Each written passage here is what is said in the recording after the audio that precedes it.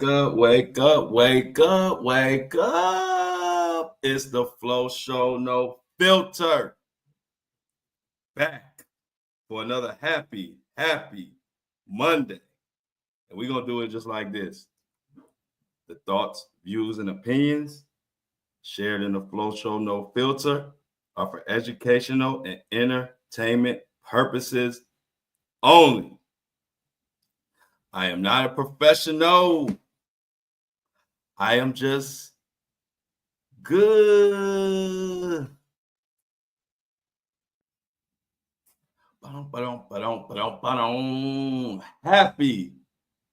Happy Monday. This ain't just no regular Monday. This is Victory Monday, y'all. We just eclipsed 100,000 downloads, which places our podcast in the top 5% of podcasts of all time. And we did it in just 4 months. We not playing with them. I'm not playing with them. It was a good celebration over the weekend. You know, we got Diddy and Tony Buzbee and all type of news coming up. But first, we got to celebrate really quick. Y'all, it's surreal. I'm one of those people, I just work. And sometimes my head be so down and working, I don't even realize I done actually hit my goal. Maybe months ago, I hit my goal, but I get so locked in on working and just putting in the work and letting everything else shake out. Next thing I know, here we are, 100K. How does it feel, y'all? How does it feel to be in the top 5% of all podcasts? And we over here just talking our shit. We over here, we actually helping the community. We actually helping people. We actually bringing awareness. So to have success while you're doing good things and helping people and bringing people, giving people a platform where everybody can feel safe and feel like you can say whatever, you're not going to get judged. You might get cussed out, but we all get cussed out. Sometimes my listeners cuss me out. But see, when it's all family and it's all love, ain't nobody getting offended over here. This is no filter. This is for the grown people who want to come somewhere and be able to have a different a political opinion or different societal opinions or just different walks of life. Wherever you come from, you welcome here on the Flow Show, no filter. And I didn't think that would be a recipe to be one of the hottest podcasts and hottest communities online. I didn't even know it. I just knew that's what I wanted to do. So today we're gonna get into Diddy. I'm gonna recap some of the Diddy stuff that we need to know going forward, because now we get closing in on trial time coming up. It's getting wild as hell for Tony Buzbee. It's just crazy, and we covering it all. So just thank you to everybody out there. I never envisioned a podcast. I had all type of other things I was thinking I might take my platform and do. And just so many of y'all was like, podcast. I finally was like, you know what? I think my calling is bigger than social media, bigger than TikTok and Instagram and Facebook and all of that. And I said, you know what? They keep saying it, I might as well try it. And once I first spoke my first words on this podcast, Mike, I knew it was what I needed to be doing. So shout out to y'all. Clap it up. 100K celebrations, headbands. I'm dropping the official headband. If you want a headbandana, just like Flo's. They dropping on Friday. I'm gonna try to have them dropped a little earlier for subscribers. So y'all be tuned in every day. So I'll let y'all know. But Friday for everybody, and I'm trying to get the headbands out a little sooner for my subscribers. So thanks to everybody. I don't know what the hell to say. We had a great celebration over the weekend. I played and did some of my songs, and Luther Vandross. I brought out Prince. I did. Those are my commercials for y'all know. And a lot of people in my podcasting community was asking, like, do I have any advice for people? A lot of people trying to do podcasts. I dropped my 100K celebration, and my podcast community went crazy. And like I told y'all, as an independent podcast, or just not even independent, any podcast, to get 100,000 downloads in any time frame is amazing. So if you out there and you got a podcast, do not get discouraged. I actually looked up the numbers before I even started, so I wouldn't be discouraged. And most podcast episodes, you're doing good if you get 200 downloads in your first week on an episode. So do not get discouraged out there. Just keep working. But everybody was asking me about advice. And the number one advice I would give, because there's so many things I could tell y'all, so I can't go into it, be a whole episode. But one thing I would tell you that a lot of people make a mistake on, when you're telling somebody about your podcast or something you're trying to promote, don't just be informative. Don't just give information. Don't just say, hey, this is my podcast and we're talking about how you start a business or whatever your podcast is about, and just say, hey, check it out. Don't do that. Do that every now and then. But what you want to do is you want to make real commercials. You want to do like the businesses and companies that successful do. And so that's what I do different. If you notice me, I have clips, of course. You got to have some of those of just your podcast and whatever. But a lot of my promotion is stuff that has nothing to do with my podcast. Like it's songs, it's old school. I'm lip singing to Luther Vandross, all songs that I like. I love music. And so what I do is I use music as a tool to do commercials and stuff for my podcast. And what that does is it brings people to me who might not necessarily even know what my podcast is about or even know what I do. But when they see a song that they like, they see I like the song, and next thing you know, you got a connection. And one thing about podcasts is people want to connect with you. Your information is really secondary. So my biggest advice that I want to give people out there that's trying to do podcasts or thinking about anything like this, don't get caught up in the posting on your social media and saying, hey, this is my podcast, go check it out. We just dropped the episode. That's boring. That's boring. That people gonna scroll past that. But if you say you're into cooking,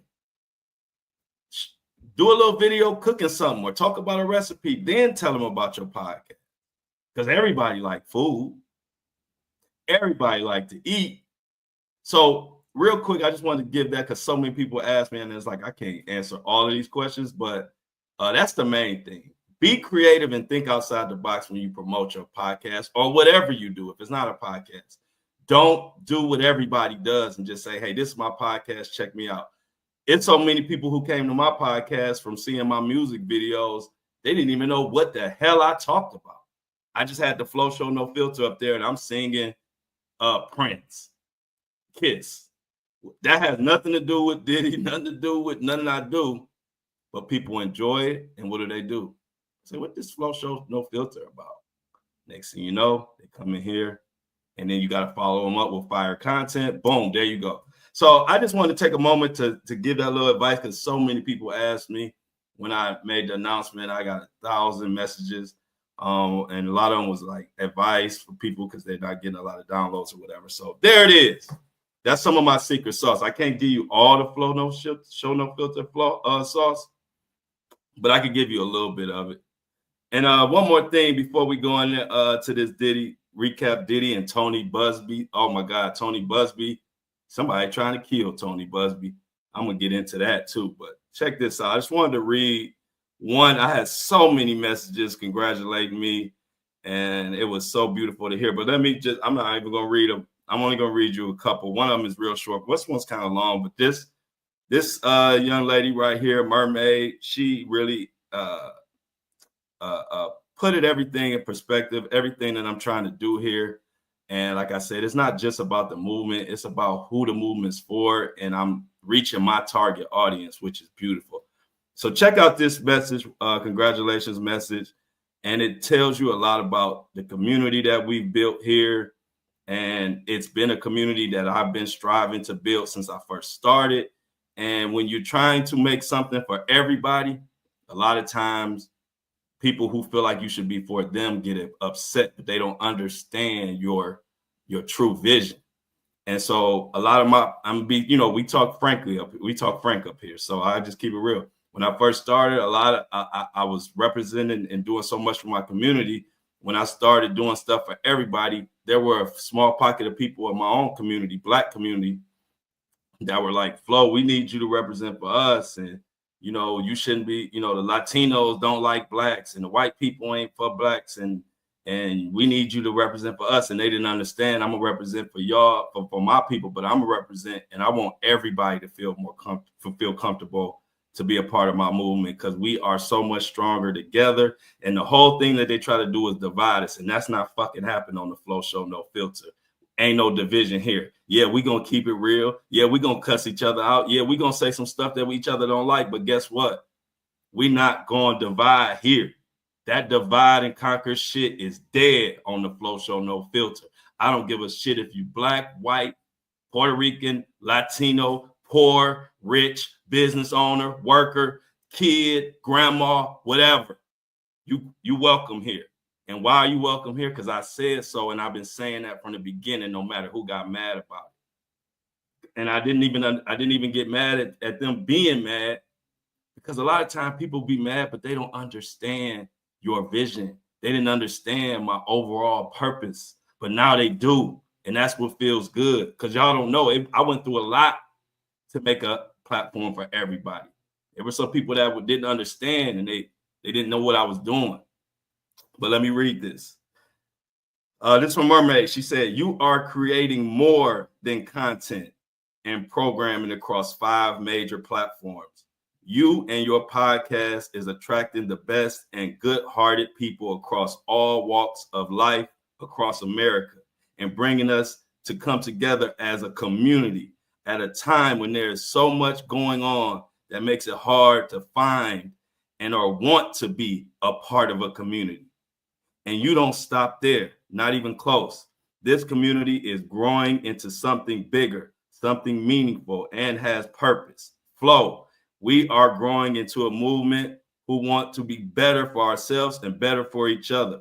A movement prepared to kick out the status quo, and by holding accountable those who lead and influence our lives in so many ways, and it is hurting our culture, our communities, and our country. Change is a challenge that requires each of us to be united to face the ugliness and darkness that is much easier to ignore. We are a community and a movement based on looking past the facades of the rich and famous, people we have put on pedestals for no other reason than fame. Unchecked wealth, unchecked fame, and power breeds monsters in every color and size. This movement is ready to stand 10 toes near and dear down in the dark, the dangerous and the undeniable lies, and drag their asses into the truth of the light. If not us, then who? If not now, then when? I am proud to be a part of this community and the movement that is coming together because of your unflinching commitment to the truth. And I don't like it. Member since pre-podcast era, and proud of it.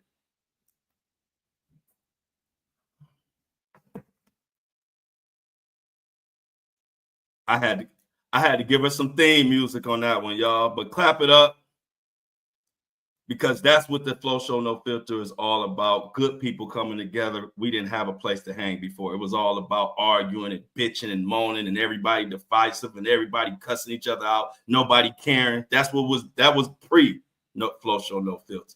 But now we got a place where we can hang out. We got a place we can talk shit.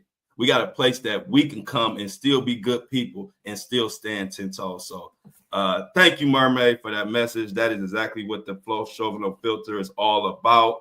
And another quick message. Congrats. This is from Evans. Congrats. You have created great content in a space where people from all walks of life feel comfortable. That is not a small feat. Congratulations. So thank you. We about to get into the news. Had to celebrate a little bit, y'all, and let y'all know what we building over here. And it ain't just coming from my mouth. I've been telling y'all this for months. But now it's good to hear listeners and other people say, what we doing here is different. It's a reason why we got 100,000 downloads in 4 months. And we on our way to 1 million. Because we doing it different here. Right now, our country is more divided than it's ever been. But this movement right here is more united than it's ever been. And so that's why everybody flocking here. So I appreciate everybody. We're going to get into this news. I appreciate y'all listening to what I had to say this morning. 100K. Clap it up one more time. And we're going to get into this. Y'all, Tony Buzbee is in big trouble. Both ways. And we're going to talk about it. So the Tony Buzbee situation is getting out of hand. And when I say out of hand, I mean out of fucking hand. Like, there's someone who was just arrested for stalking or harassing Tony Buzbee. But while Tony Buzbee has this going on, his name is fucking mud in New York right now. Y'all know one thing about the Flow Show, No Filter. Hey, some days it's looking good for Buzbee. Other days it ain't. Today, and it's been the last probably couple of weeks, the New York judges and they are not feeling Tony Buzbee. And meanwhile, he's got drama going on with a guy harassing him, trying to take his life or whatever. And we gotta talk about that.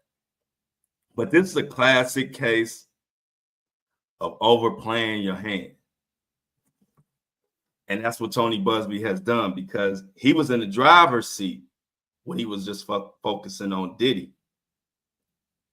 He was in the driver's seat. Tony Buzbee couldn't do no wrong. And he was impressing me. Like I said, Tony Buzbee had just cooked my quarterback, Deshaun Watson. And I underestimated Tony Buzbee at that time. So this time around, I was like, yeah, Tony Buzbee got, I ain't gonna underestimate him this time. And Tony Buzbee was kicking Diddy's ass. Lawsuit after lawsuit after lawsuit. We started calling him Tony Lawsuit. He was putting them on Diddy left and right. And then he overplayed his hand. He went after Jay-Z. Now, ain't nothing wrong with going after Jay-Z or doing what you did, but you got to be tight. And what happened was, it always reminded me, my first love was basketball, by the way. I was a basketball star. I practiced basketball like I practice podcasting. Like anything I've ever done, I practiced so much, I couldn't help but to be good at it, because I will practice hours and hours. And well, my uncles taught me, sometimes I would play, when I was young, I would play with guys that were nowhere near as good as me. And I just like whooping their ass. You know what I'm saying? I was, 10, 11 years old. I was way more advanced than most 10, 11, 12-year-olds. So I would play them and just whoop their ass. And I thought I was getting good practice from that. My uncle told me, nah, if you want to be good, you got to play against people better than you. You got to play against competition, because when you play against weak competition, they let you get away with shit that you can't get away with when you play the real big dogs. And I was like, yeah, whatever, uncle. And then when I went to go play with the big dogs, I got my ass handed to me, because I've been playing with all these sorry motherfuckers all this time. And I understand what my uncle told me, and I started playing with people who were older than me, bigger than me, and stronger than me ever since. Why the fuck am I telling y'all these stories? Flo got a story for everything, but it makes sense. Check this out. Tony Buzbee was playing with the ragtag shoe sales, used car salesman squad lawyers, and he was getting anything off. He was just filing lawsuits left and right, sending in, going up under other lawyers, working through their license in New York. Even though he in Houston, he wasn't officially licensed to practice in New York. And he could do anything. Diddy's lawyers and his team so ragtag, anything was flying. So Tony Buzbee took that willy-nilly style that was working so much against Diddy, and he took that willy-nilly style and went over to Jay-Z with it. He went over to Jay-Z. He wasn't all the way. He didn't he didn't make sure all his T's were crossed. He didn't make sure all his I's was dotted. Like I tell you, my best friend Darnell if it ain't a T or an I that need to be dotted, he'll make one. You got to be thorough. And so he took that raggedy mess over to Jay-Z. and it didn't fly. Jay-Z's attorneys looked in and said, hold up, Buzbee, you ain't even licensed to be practicing in New York. Whoa. But why didn't Diddy's attorneys pick that up? Because it was 15 or more lawsuits, and Diddy's attorney never once picked that up. Well, we know why they didn't pick it up, because them motherfuckers is horrible. I told y'all. I've been saying how horrible Diddy's legal team is from the start, September, when he got arrested. And that crucial mistake led to what we talking about now. It's been, what, 15? Tony Buzbee has withdrawn from 15 Diddy lawsuits at this point and counting. And not only that, not only has he withdrawn from 15 lawsuits now, but now, remember I told you he's working through other attorneys in New York. And I told you that's normal. Like if it's an out-of-town attorney like Tony Buzbee, they say he has a big name and he gets a case, but the case needs to be ran out of New York. He'll find someone in New York who's licensed and work with them. Normally, it's not an issue. But the judges in New York are so pissed about the way Tony Buzbee moved. And I'm also going to add in there, I'm sure Jay-Z and his attorneys have a lot of pull in New York. So all of this is at play. Jay-Z's pull in New York plus Tony Buzbee's slip-ups or mistakes that he made. That deadly combination has led us right here. But now the attorney that Tony Buzbee was working through from New York, not his ass in hot water. That's how crazy it's getting. Now the attorney that is licensed in New York, now the judge ain't feeling him. They saying Tony Buzbee used the other lawyers, went in online, and Tony Buzbee basically admitted himself into the case as if he was the other attorney. And if it's kind of confusing, bottom line is whatever they put in information online, it's supposed to come through the lawyer's account. And instead of coming from the lawyer, it came from the New York lawyer's account. But Tony Buzbee is the one who checked off everything and admitted it. So basically, it's almost like if I'm using your account and I approve me, I go into your account and approve me to do something on your account. So it's just all messy. And so now that lawyer is in hot water. So let's read this this new motion as far as what the judge said. It's going to be a little confusing, but I'll break it down afterwards. This is the motion about the Tony Buzbee situation. Plaintiff's counsel Anthony G. Buzbee has filed a motion to appear in this action pro hoc vice. You know, that's for him to be able to practice law in New York without being in New York because he's working through co-counsel. Mr. Buzbee had previously improperly filed numerous actions in this court and scores of submissions in the case and other cases. Using the ECF credentials of another attorney without having even applied for regular or pro hoc vice admission to the United States District Court for the Southern District of New York. In the interim, Mr. Buzbee applied for admission to the Southern District. However, as he now acknowledges, this will be on February 13th, the Committee of Grievances Court denied his belated application for regular admission on the basis that he had appeared in the cases without seeking admission. Mr. Buzbee attached the order of the Grievances Committee to his pro hoc application in this case, as the Grievance Committee order directed him to do so. Also, accompanying the pro hoc motion was an affidavit of an attorney Mr. Buzbee calls local counsel Antigo Curtis, attesting that I am advised by Mr. Buzbee that he has never been censured, suspended, disbarred, or readmitted. Therefore, defendants filed an opposition to Mr. Buzbee's application for pro hoc admission in connection with this case, relying in part of the order of grievance committee denying him admission to practice in the Southern District of New York, and Mr. Buzbee's practice of filing cases and making submissions in cases without being admitted and otherwise failing to abide by the local rules of this court and ethical guidelines. Listen to that, y'all, an ethical guideline. Local counsel has now advised the court that plaintiff motion for Anthony G. Buzbee to appear to this action pro hoc vice is formally being withdrawn. As such, the motion for admission has been denied and is moot.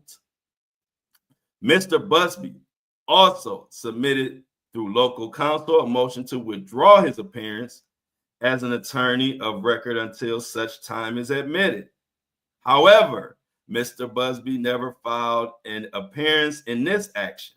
Rather, as stated above, Mr. Buzbee improperly filed and litigated this case using the ECF credentials of local counsel, whose apparent complicity in his improper conduct may be grounds for sanctions. All hell is breaking loose. As such, the motion to withdraw is denied. Plaintiff's counsel is noticed that further failure to comply with procedural rules that govern this court and her ethical responsibilities will have grave consequences. The clerk of court respectfully is requested to terminate the motion today. And this is dated March 21st. So this literally happened over the weekend. A lot was said there. But you don't have to be no legal beagle and know all the jargon to understand that when ass is grass, you know ass is grass. You ain't got to be no damn professional. That's why when I start, I will let you know I ain't no professional. But you ain't got to be a professional to be great. And they talking about sanctions. He talking about getting an attorney in trouble. Who even let Tony Buzbee use his credentials. See, it's all good until it ain't. Like I told you, normally it's no issue. I see it all the time. You know how many impacted families I work with that were doing cases under Attorney Crump? Y'all know Crump, who did a lot of the civil rights cases and stuff like that. But Crump wasn't licensed in every city, every state. And so he would hook up with an attorney in that state. And so I've seen it happen plenty of times, but it's just like anything else. It's no big deal until people start scraping and looking into what the hell you've been doing. And the judge obviously does not like the way Tony Buzbee kind of jumped the gun as far as putting these, not really, going through it with a fine-tooth comb and just putting information out there. And so things ain't looking good for Tony Buzbee right now at all. And so, like I said, we go to the point where it's 15 cases that he's had to withdraw from. Now, this is just not a good look. Now, instead of Tony Buzbee spending a lot of time fighting for justice for the victim, and the reason why I call Tony Buzbee out or anybody else if they slacking, the reason why I call them out is because at the end of the day, like I told y'all from the beginning, my loyalty is to the people and the victims, period.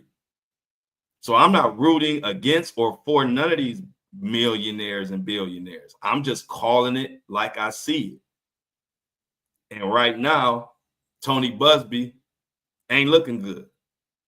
So instead of fighting for these victims, now he has to push their stuff to the side and fight for his damn self. So what I'm wondering is, where do the victims in this situation, where do they go from here? Because their lead counsel is looking raggedy as fuck. I ain't hating Tony Buzbee. Like I said, Tony Buzbee served our quarterback, so I know what he's capable of. But on this situation, he getting his ass handed to him. So let's go into a little bit of these 15 lawsuits and what's gonna come of this. This is from Bar Alert. Tony Buzbee has now withdrawn from 15 Diddy lawsuits in New York. After an ongoing feud with Jay-Z, the controversial attorney's troubles deepened as he stepped back from the multiple sex abuse cases involving Diddy. Buzbee made the decision to withdraw from over a dozen federal lawsuits in New York, citing an error in his ability to practice law in the jurisdiction. In a statement to Judge Ronnie Abrams, Buzbee admitted he had failed to disclose his lack of admission to the Southern District of New York, but reassured the court that he was in good standing with New York State Bar. So you gotta move. You can't move raggedy. Buzbee should have made sure all his T's were crossed, all his I's were dotted, because now a can of worms have been opened. Buzbee explained that his withdrawal was intended to prevent any distractions that could hinder the pursuit of justice for the plaintiff. He emphasized his focus remained on representing clients in state courts and other jurisdictions where he was properly admitted. Despite this, Buzbee's exit does not mark the end of his involvement in the Combs litigation. I did tell y'all that. His colleagues who are properly admitted will continue handling the federal cases. Buzbee's legal representation of 120 alleged abuse victims by Combs has sparked controversy, especially after expanding a lawsuit to include Jay-Z as a defendant, accusing him of participating in a 2000 rape. The case was later dropped. So as you can see, like I told you, Buzbee is still able to somewhat quarterback it. But the problem now is the judges are so turned off on Tony Buzbee. Every motion, every lawsuit, everything he files, especially in New York, is going to be dug through with a fine-tooth comb. And so I hope Buzbee is prepared for that. Because it ain't looking good. And speaking of it ain't looking good, we can't even mention it ain't looking good without talking about our boy, Mr. Mohawk. And if you don't know who Mr. Mohawk is, then what are you doing listening? Because everybody know that Mohawk is Mohawk Diddy. Y'all remember when everybody was talking about how crazy it was that Puff Diddy was on the phone with Kanye and how crazy it was Kanye was riding with him and all of that. And do y'all remember that the minute that happened, I came right here on this podcast, the Flow Show No Filter, and said, well, everybody is so caught up in just the fact that Kanye is behind Diddy. I'm paying attention to the fact that Diddy said out his own mouth that no celebrities have reached out to him or his kids at all. I was the first one to really pick up on that and pick up on the importance of that. Nobody really talked about that. Everybody was so busy, just couldn't understand, couldn't believe that Kanye and Diddy even connected. But I clued in immediately on the first day. I said, did y'all notice that Diddy said that nobody helped him? I mean, and what stuck out to me about that is I know Diddy wouldn't want nobody to know that. Like, he wouldn't want to confirm that out of his own mouth because it makes him look bad. Like, we know celebrities ain't speaking, but we don't know how many celebrities reached out to him or his kids. We didn't know until we heard it out of Diddy's mouth. Nobody fucking with him at all. Not just in public. They not fucking with the Mohawk in private. So I'm like, now I'm seeing people say, they even have articles on it now, talking about one of the things that made Diddy upset, because Diddy's upset. And they say one of the things that made Diddy upset was that he didn't know it was being recorded. And so Diddy, they put him out. I mean, Diddy put himself out there by making that statement. And so now people are starting to talk about how much that affects him. And I'll see an article. It's from In Stars. Check this out. Now, this is from March 24th. So this is brand new article. Leaked. Check this out. This is going to let you know why y'all are tuned in here and why y'all get the news. Y'all know stuff way before all y'all friends. And y'all can break down stuff much better than y'all friends who follow in these cases because y'all follow here. Now, this is March 24th. I said this a week ago. Now they making articles. Check this article out. Leaked. Diddy Kanye West jail could backfire. Expert says it reveals one humiliating truth ahead of the trial. Do y'all know what that one humiliating truth is? I'm going to do a spoiler alert.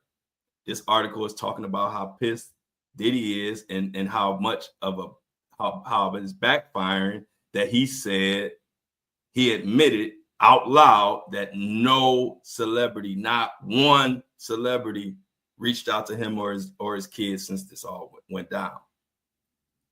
So check it out. Legal analyst Lou Shapiro noted during a recent episode of Daily Mail's podcast, The Trial of Diddy, the West involvement reveals his current standings in the entertainment. That West's involvement reveals his current standing in the entertainment industry.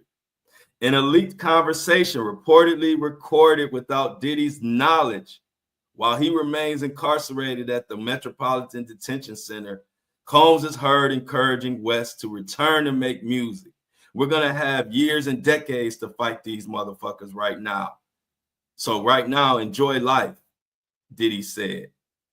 Shapiro emphasized that while the call will likely not be used as evidence in Diddy's criminal trial, it highlights the rapper's precarious situation. It shows you how Hollywood is really not behind Diddy, because if Kanye is the one that he's resorting to speaking with, it shows you how much he's pretty much on his own at this point, Shapiro said. Diddy has faced growing criticism, and Diddy's close allies are distancing themselves against him. Now, I'm going to stop right there for a second. Go back to what Shapiro, now this is an expert, emphasized that the call will likely not be used as evidence in Diddy's criminal trial, but it highlights that nobody in the industry is fucking with him, and that's a problem. This is March 24th. What I told y'all that a week ago? Did y'all hear anybody else talking about that a week ago or bringing that point out? No, you didn't. I'm going to answer that for y'all. This is what I mean when I say I'm not a professional. I am just good. This is March 24th. I said this March 17th and 18th and 19th. Nobody was talking about the aspect of Diddy out loud saying nobody is fucking with him. That was the most damaging part of that whole audio. But I ain't no damn professional. I'm just good. So now that they done caught up with us a week later, they talking about what we was talking about last week. Let's go ahead and continue. Power players like Sean, Jay-Z, Carter are scrambling to distance themselves from him in the wake of allegations of serious misconduct, including rape allegations and involving young people. It's getting worse and worse. Christina Coram, one of Diddy's closest associates and his former chief of staff, also is distancing herself from him. In a statement to Rolling Stone, we talked about this. Quorum denied having any role in or knowledge of the allegations against Diddy and said that they were damaging to her career. Oh, it's getting ugly, but I've been called it out. And that's why you got to make sure you subscribe. Take 1 second. We got to shout out our subscribers. I'm going to get back into this. I got a little Tony Buzbee, something I forgot to tell you that I'm going to bring up after we give credit where credit is due. Like I always tell y'all, this show don't happen without the subscribers. This show don't happen without the listeners and y'all supporting my merch store, supporting the And I Don't Like It movement. So y'all know every episode I take the time to shout out anybody that subscribes and anybody that shops, because without them, we have no podcast. Because they're shopping and they're supporting allows me to come on, turn on this microphone and tell you what we need to hear, not what I want y'all to hear, not no narratives. So right now we're going to shout out our subscribers and our shoppers real quick and get back, because we still got some with the Tony and the Diddy. I still got some stuff that I got to talk to y'all about before we get the hell out of here on this Monday. But let's shout out our people that, you know, what we do every do around this time. What they say on that, what was that one song? What we always do about this time. We about to shout out, first of all, let's shout out our shoppers. We got 2 shoppers today. Shoppers of the day. Let's give a clap it up for Monique Ziegler. Monique Ziegler. She copped the hottest item on the site, and it is the And I Don't Like It black hoodie with the white trimming. Y'all buying those like hotcakes. I ain't even got one because y'all done bought them all. So I got to wait for the next shipment to come in, but continue placing your orders. Y'all know the headband dropping this Friday. But we got another shopper who also copped the hottest item on the And I Don't Like It website. The And I Don't Like It hoodie, black, all black with the white trim. Y'all know black and white is our official colors here, because we just black and white. We keep everything black and white. Adriana Head. Adriana Head, thank you for shopping. Thank you for shopping. Thank you for keeping truth alive. And then also, before we move on and get back to the news and back to the Diddy, the diddler, Diddy monster. We got a subscriber of the day with a $3 donation. Joel Z. Joel Z. Come on down.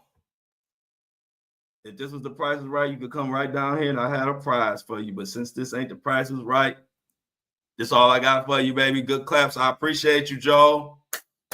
And everybody who shopped, everybody in the chat say, clap it up for Joel, clap it up for Monique and Adriana. All of y'all deserve all y'all flowers. If it wasn't for y'all and people like y'all, it wouldn't be no flow show, no filter. It would be the flow show with a hell of a filter. And I'll be talking about bullshit that don't mean nothing just so I could get a check. If it wasn't for the subscribers. So let's clap it up one more time before we get back to this news.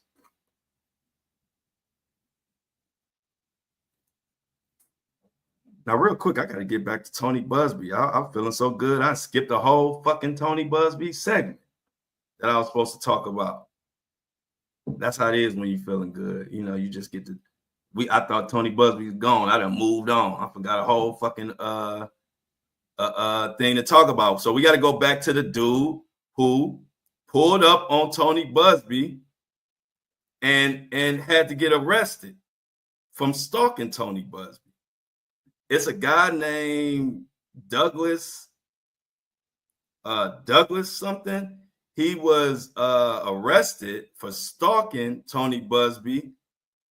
And let me tell you, it had got so out of hand. I forgot to tell y'all about this. Tony Buzbee, now this guy is supposed to have been stalking and doing all that. And so last night, Tony Buzbee posted on his page. I don't know if he's at his house or at his ranch, but basically he was threatening to unalive folks or anybody that come to his place, check this out. I mean, you're gonna hear the audio. I explain to you what you ain't seeing, but it's right on Tony Buzbee's Instagram. Check this out.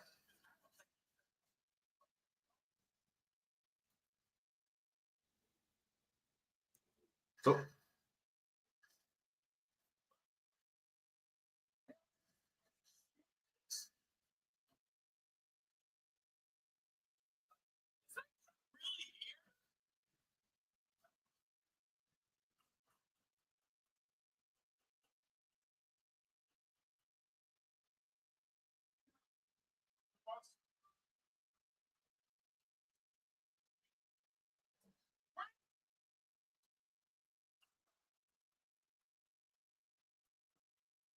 I'm gonna explain this wild shit in a minute. Just listen. That's Tony Buzbee shooting, y'all.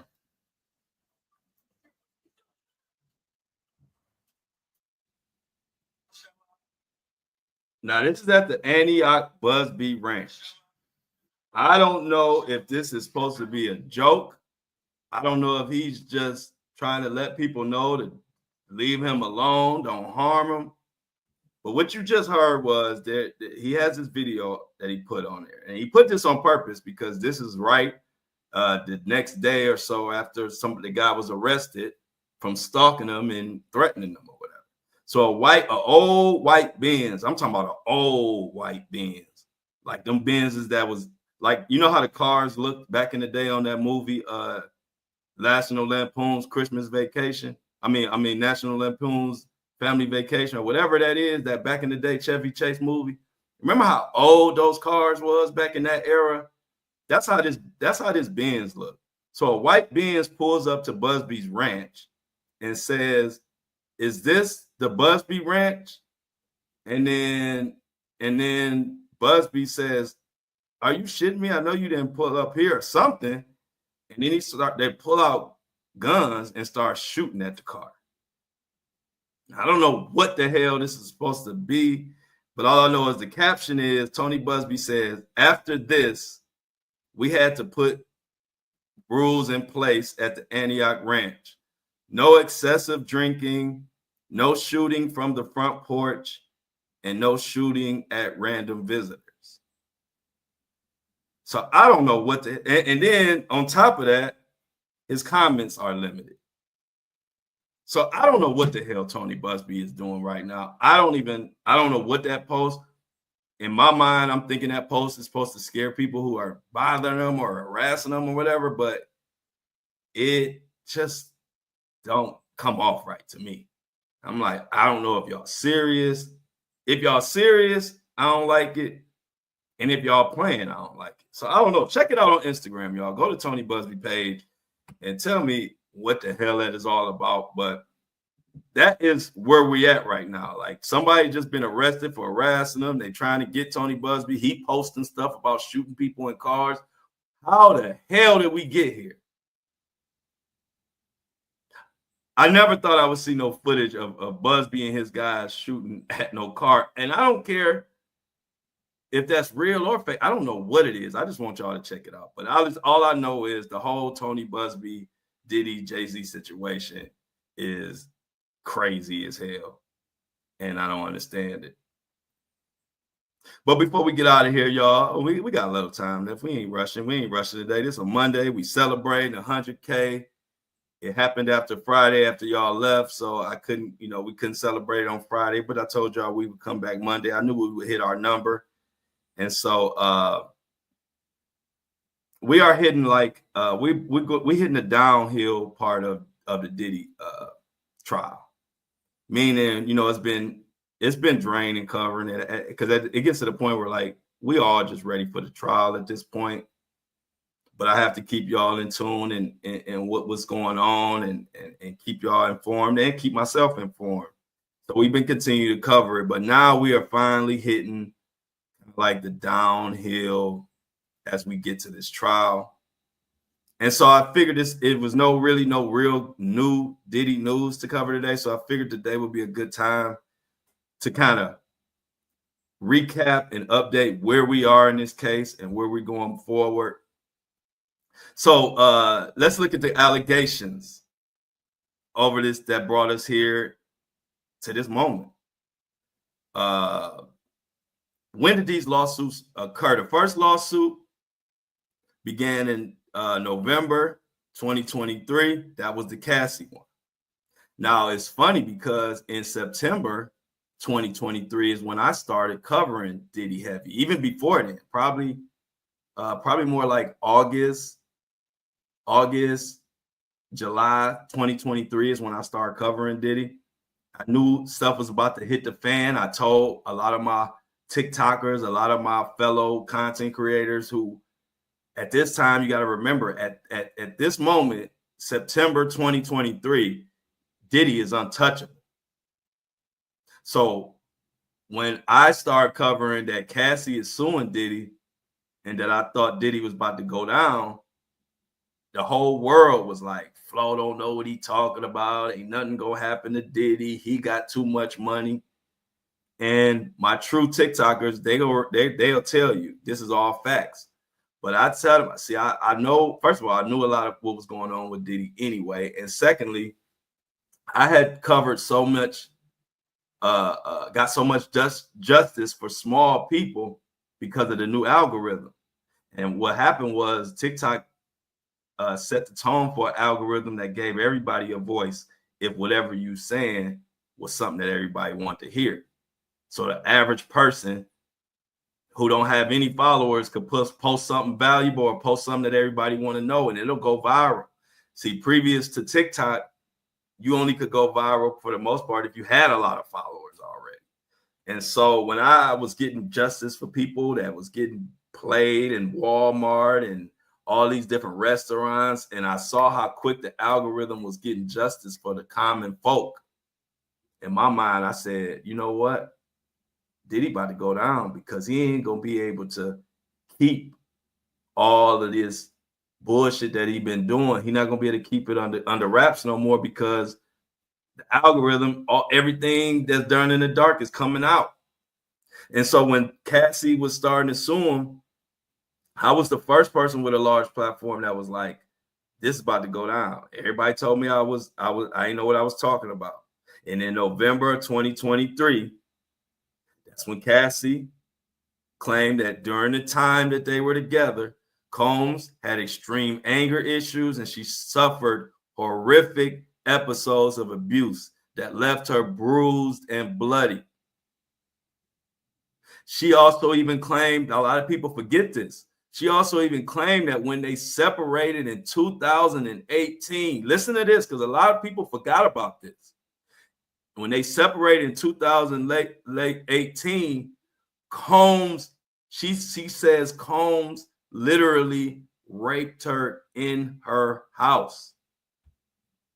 See, a lot of people so much focus went on that video that's all everybody started talking about was the video and like, wow, I can't believe Diddy put his hands on her and this and that.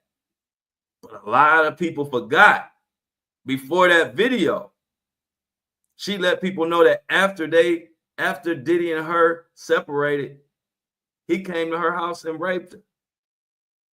This is her claims. Then on November 17th, 2023, Cassie and Combs settled the lawsuit. And then everybody had to say, Flo, you was right.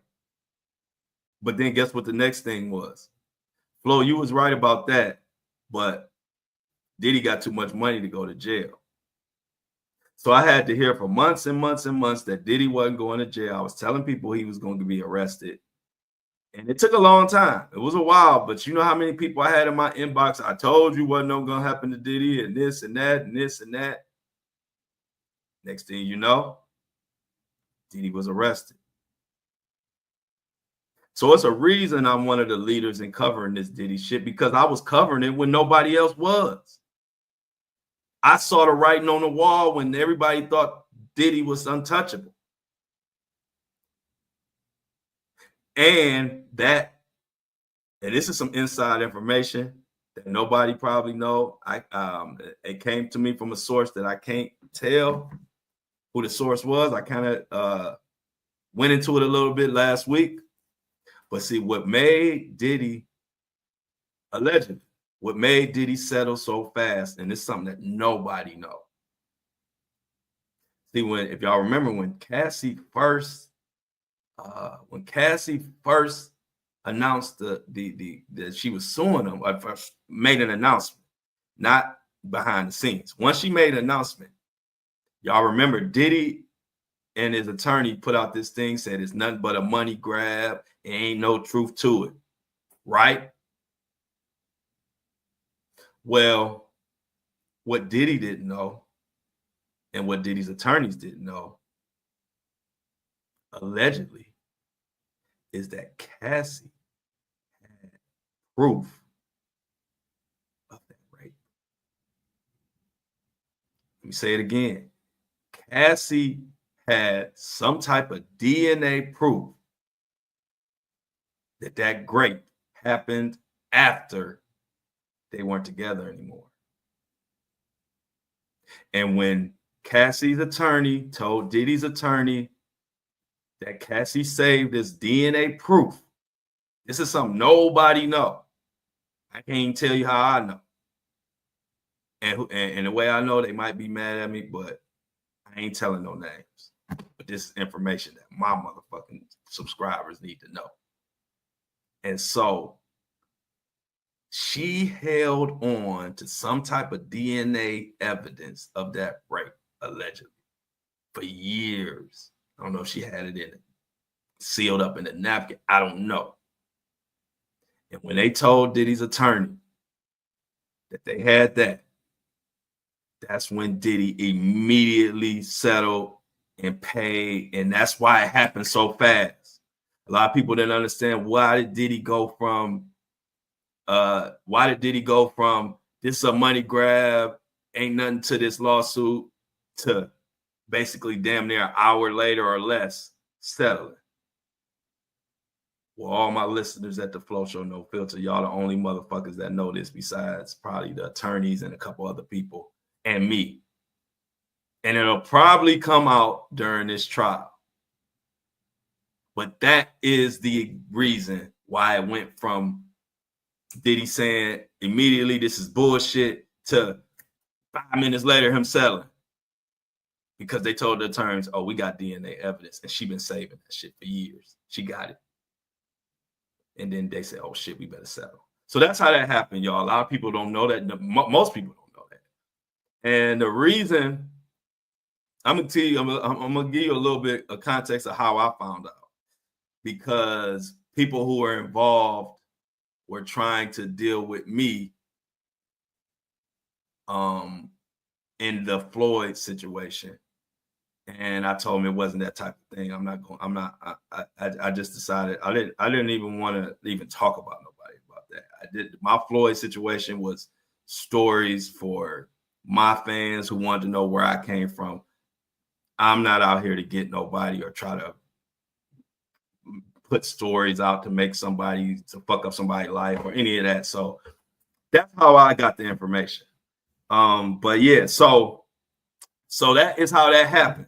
So let's continue as we take this journey. I said, I know it's going to be some Diddy news coming out this week, but I've wanted to get us kind of caught up on what the hell been going on, because there's been so much information, and now we get into the trial, and a lot of information that came out was information that people have forgot about. Like, I'm sure a lot of y'all, maybe not, but I'm sure a lot of y'all forgot that Cassie said that Diddy raped her after they wasn't together no more.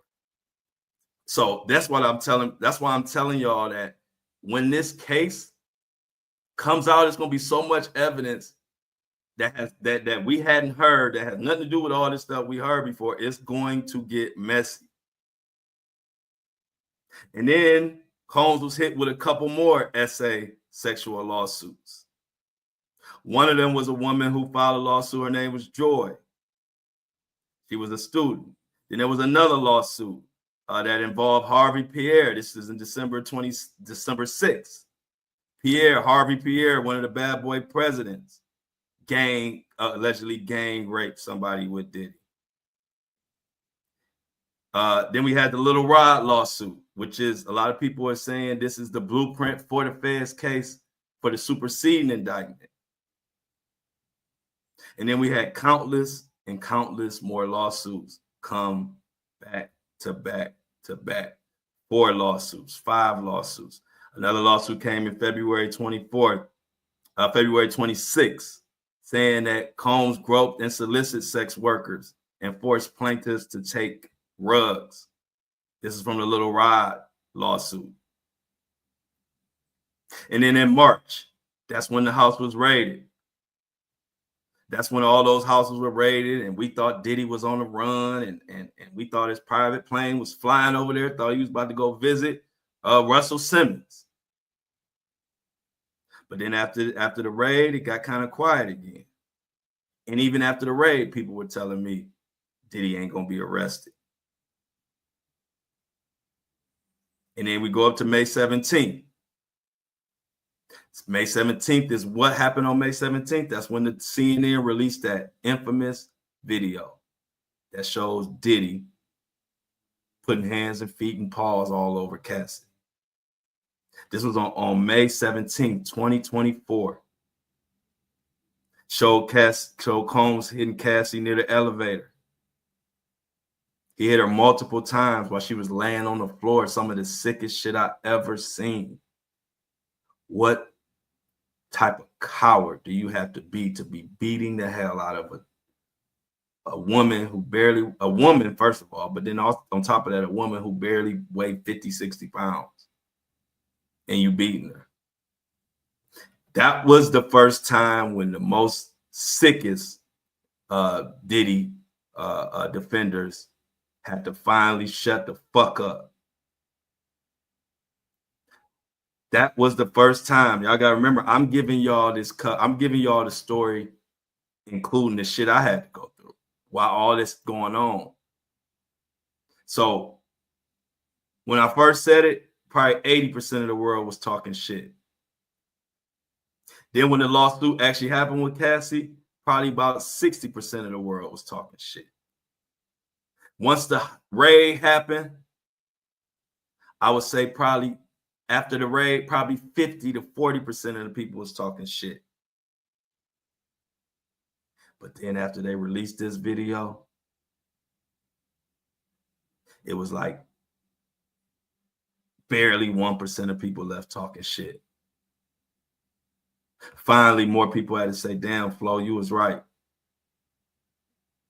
I said, I tried to tell you motherfuckers, I'm not out to get nobody. I'm not the one that you got to question what I'm saying as far as what's my agenda or if I'm just hating. I don't give a fuck. The truth is the truth. I will tell you in the same breath, I was a huge Diddy fan back in the day. Grew up to all this music, Biggie and all of that. You think I want to come to this motherfucker talking about Diddy did this and did that? No. But if that's what it is, then that's what the fuck it is. So when I was telling everybody all this shit, and then I had to hear all this, I don't know what I'm talking about. This ain't happening. This ain't happening. When that tape came out, I hate to say that I felt I was vindicated because that was a horrible thing to see. But at least it finally showed people like, okay, y'all can take these beer goggles off when it comes to this Diddy monster and just call it for what it is. And that tape came out, and I think that moment is when everything changed, because even the most loyal Diddy apologists had to shut the hell up. They had to shut the hell up. People start dropping all kind of comments. Men who hit women aren't men at all. Men who enable it and protect the people who are doing it aren't men at all. And then on May 19th, Mr. Combs posted that phony ass video when he placed himself in front of the camera and now had to apologize for some shit he claimed never happened. He's sitting up there. Y'all remember that sad puppy dog? My granny used to say, He looking like McGraw, whatever that old dog, Droopy McGraw, whatever. I can't remember the name of it, but he was looking like that dog, and looking like a sad puppy. Talking about, those were dark times, and there were this and there were that, and people were saying, "Hold on, what the fuck? You talking about these dark times that you said never happened?" And so, whatever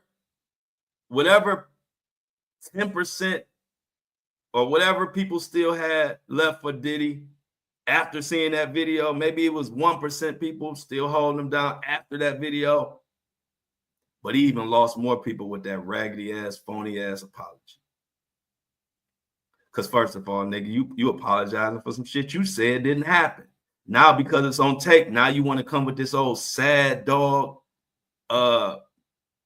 You needed somebody behind you playing the fucking violin while you trying to make us feel sorry for your ass. Sorry, y'all. This is just how my feelings was while I was watching that. I said, this man is trying to get us to feel sorry for him after we seen him whooping ass of a person he said was completely lying about everything. And I think from that day on is when Diddy was pretty much labeled a piece of shit. He was a piece of shit when that video came out, but that piece of shit was solidified when he came with that empty ass apologize with them crocodile tears.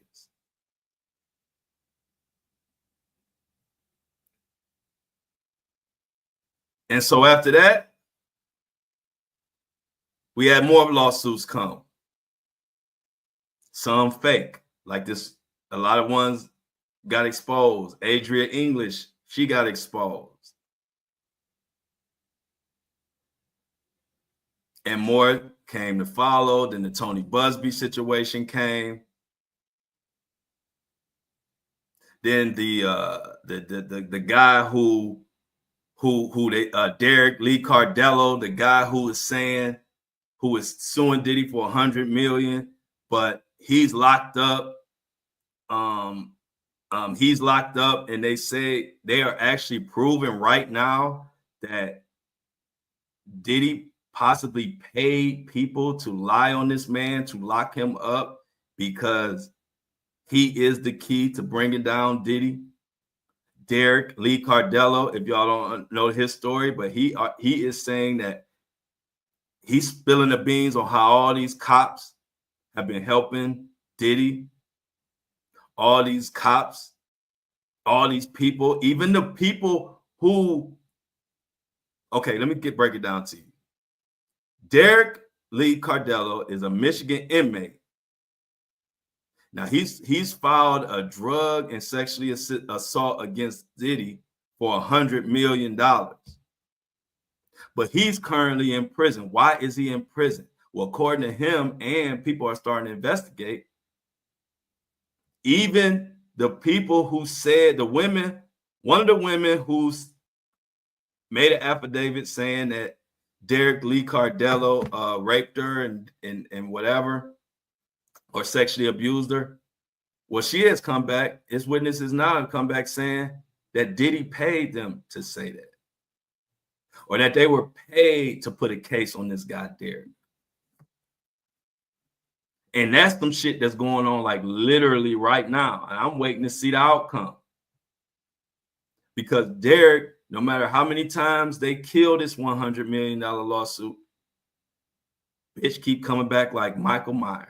Every time I look around, Derek back with this lawsuit. He ain't giving up. But every time he come back, he got more evidence. Diddy a monster. The real thing. Not the kind that go boo, not that monster. A sexual monster. And so things continue to come out. Then in September 26, 2024, another anonymous plaintiff claimed that in 2020, Diddy abused her in various ways. She also claimed that she got pregnant in 2020. However, Diddy forced her to have an abortion, and she later suffered a miscarriage.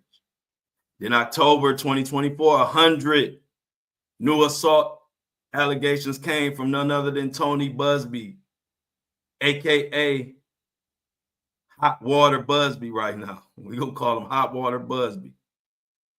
He had 120 of them who suffered at the hands of Combs, allegedly. Out of those 120, 25 of those were said to be minors. Oh, this has been a journey. This has been a journey. September 26th, another anonymous plaintiff. She claimed in 2022, Diddy abused her in various ways, put her in so many uncomfortable situations.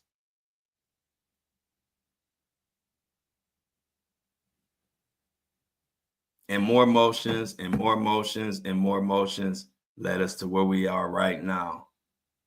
Waiting for the trial date that was supposed to start at May 5th. Now it's been May 5th is when the jury pool will start to be, you'll start interviewing jurors, and then the actual opening statements, opening arguments will start May 12th, a week after May 5th, May 12th.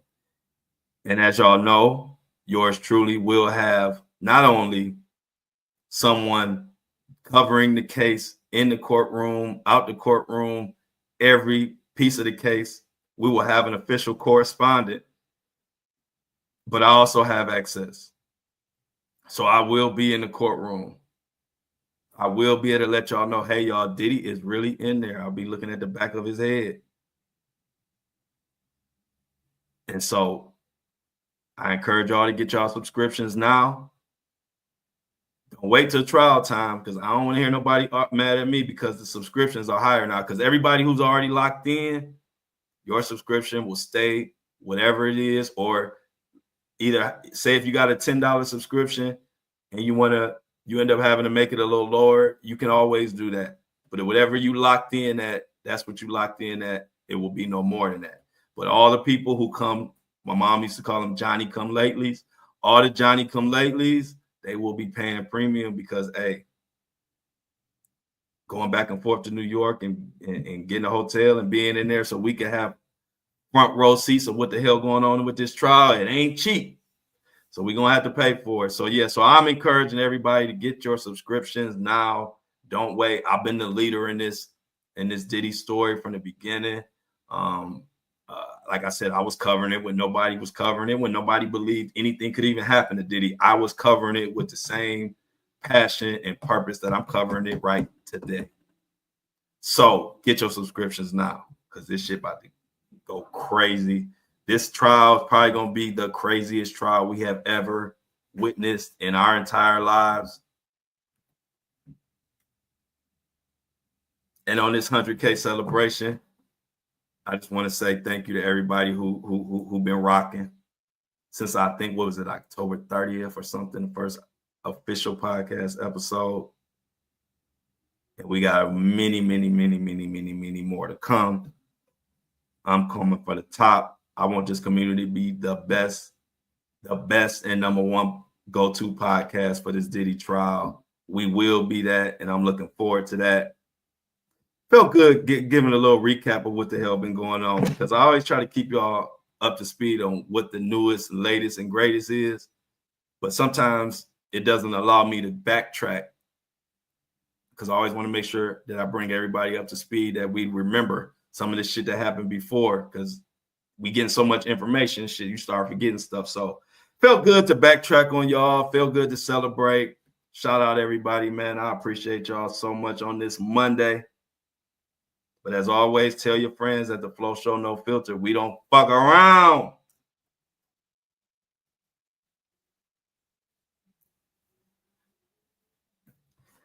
As always, I love y'all. See you tomorrow. Headband dropping Friday. And I'm out. Happy 100K.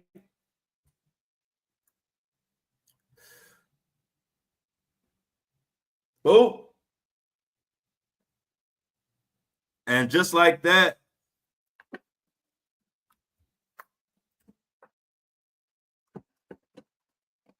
wow, I done dropped my microphone. Can y'all hear me? Put 471 in the comment if you can hear me. Put 471 in the comment section if you can hear me.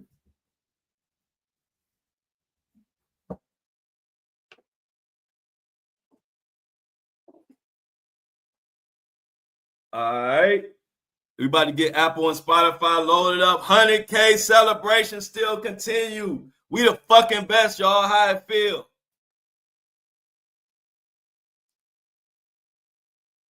How it feel to be doing good and being the best?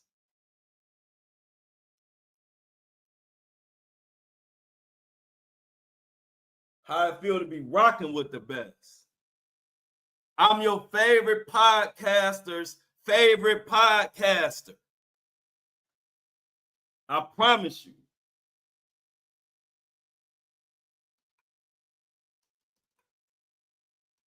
I promise you. They can't wait to wake up in the morning and watch what I said so they can flip it and put it on their show. And I ain't even mad. I ain't even mad. I love it. I love spreading the word. I love spreading the word. 100K, 100K. Yes, yes, yes. We not playing. They thought when I did a podcast, I was just gonna bullshit around. You nigga, you want a podcast? I'm gonna give your ass a podcast. This is the podcast for your ass. They thought I was just gonna come up here and do some regular. This is the podcast for your ass. You asked for it, here it go.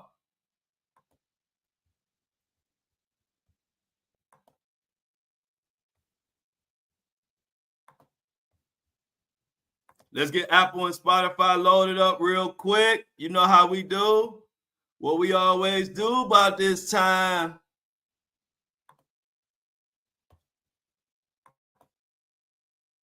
What's up? So what we got going on, y'all?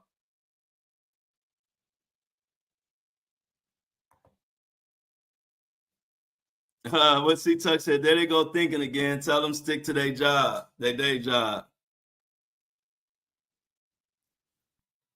Thank you. Hey, look. Thank you, Shauna, for you could have slept in today, but you came and kicked it with us. I appreciate it. What's going on today? Why you had an off day? Yes, Michelle. Hit that 100,000 in 4 months. I'm telling y'all, I posted that in my podcast community. It's nothing but podcasts. Everybody couldn't believe it because I don't be posting that's the first time I've ever posted my numbers. I never post my numbers in none of my podcast communities.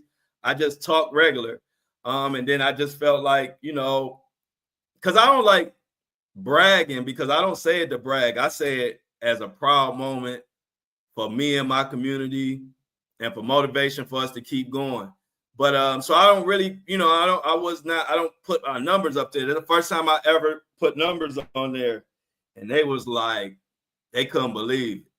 They was like, that's unbelievable, incredible. I told them I just got a good community.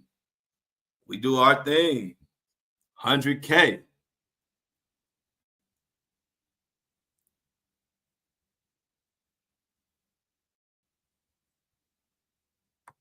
Hey, look, what Amy say, Flo, you came with me to do farm chores. That's what's up. Thank you, Sasha. Yeah, I'm gonna remind everybody, just so you know, out of every podcast ever made to this day, only 5% of every podcast that's ever been made, only 5% of them cross the 100,000 download. 5% out of the millions of podcasts, everybody a podcast. There's so many podcasts. I just want y'all to know how special what we're doing over here is. And it's nothing but a good group of a good community. We ain't on this motherfucker arguing with each other. We ain't in the chat arguing with each other. My listeners ain't arguing. We all are just a good group of people. And I was telling my best friend the other day, and he know me better than anybody know me, except my mama and my son.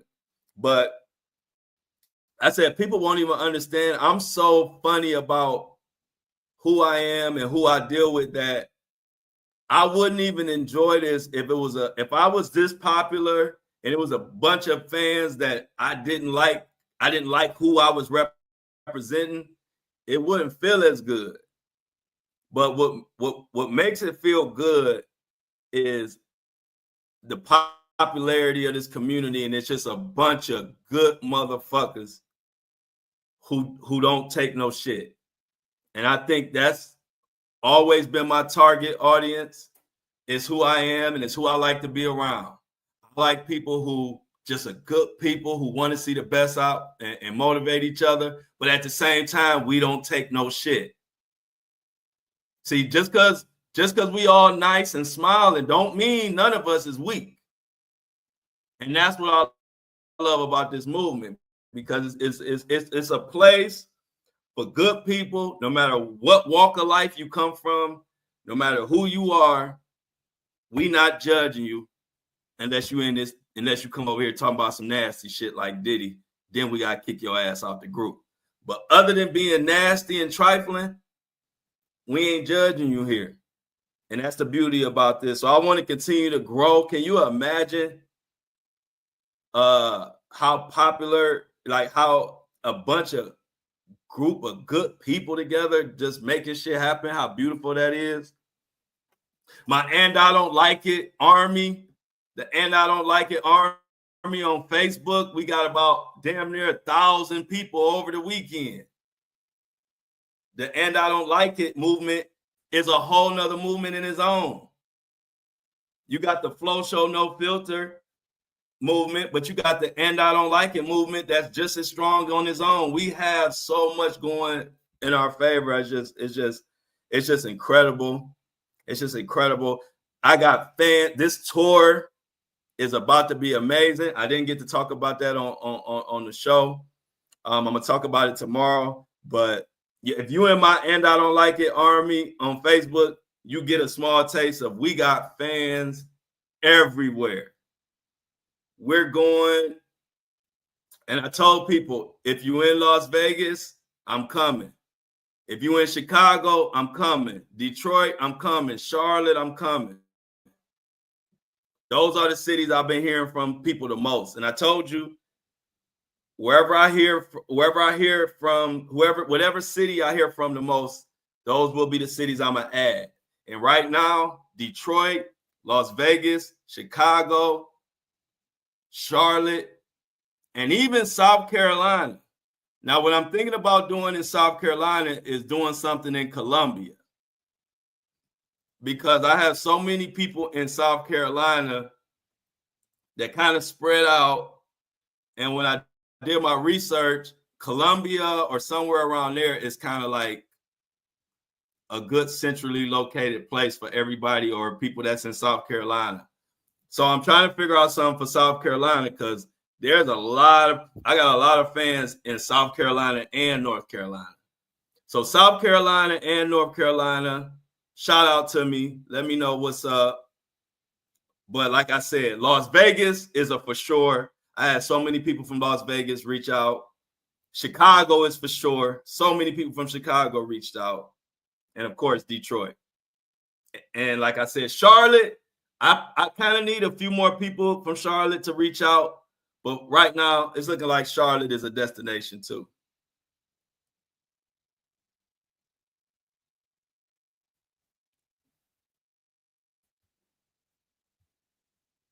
Oh yeah, you in Las Vegas.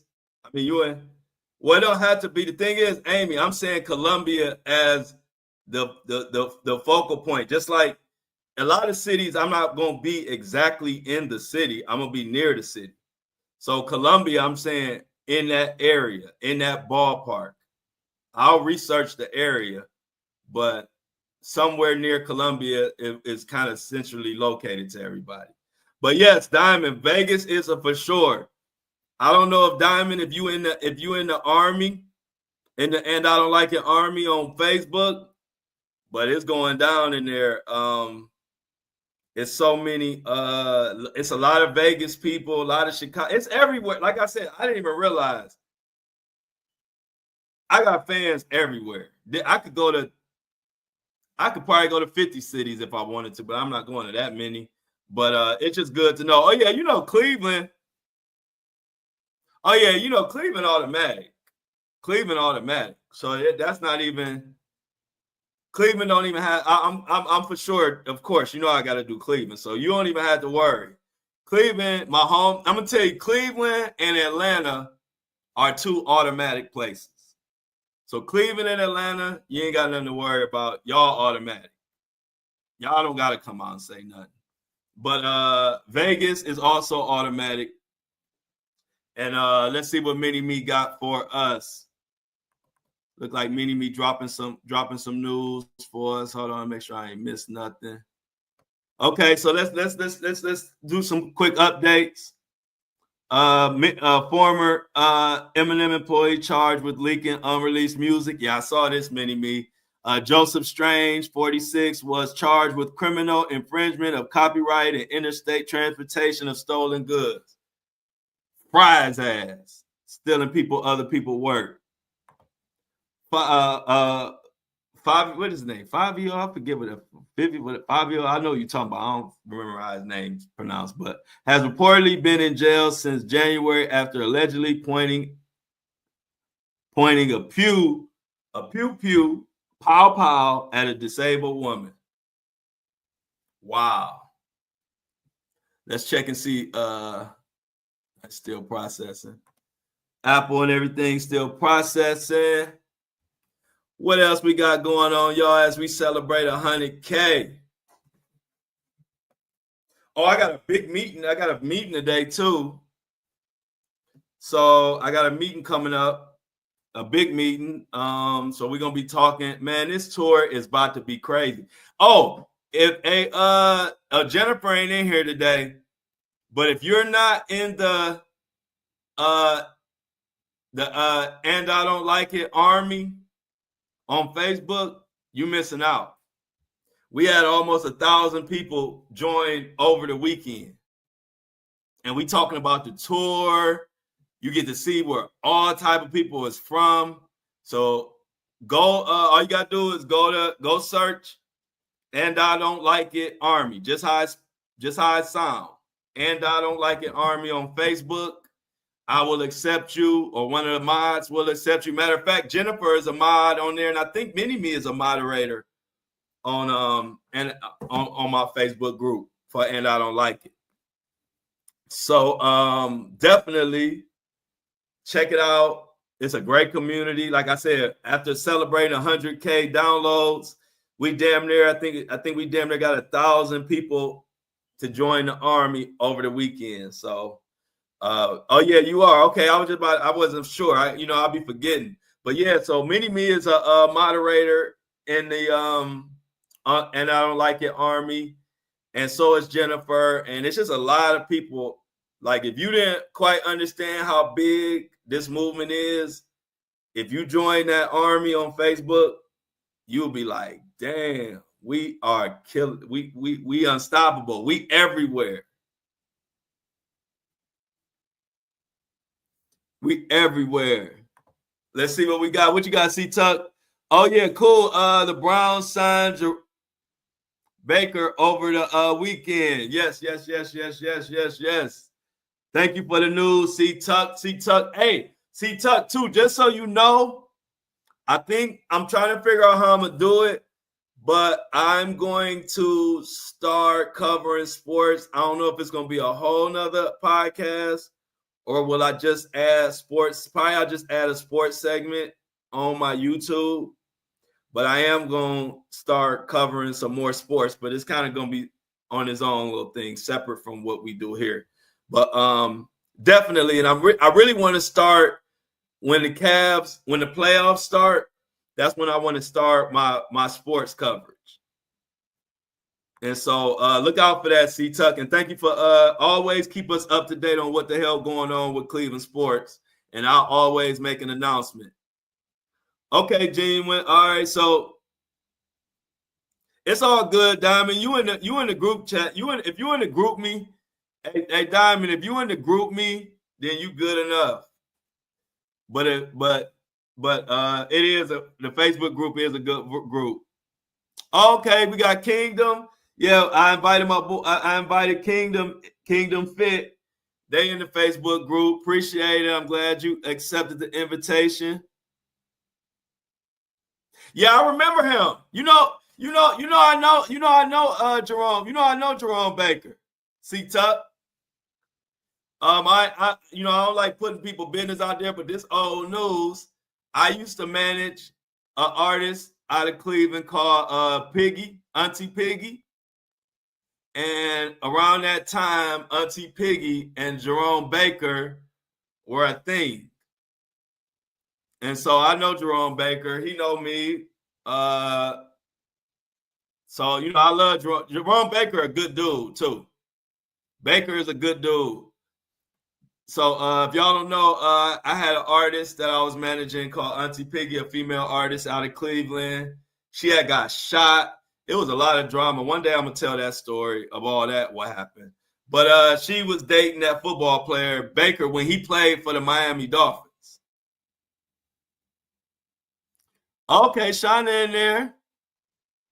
Shauna said she'll keep you posted. She in the group. Yeah, that Facebook group. Y'all know this tour about to be crazy. Kobe got the invite. That's what's up.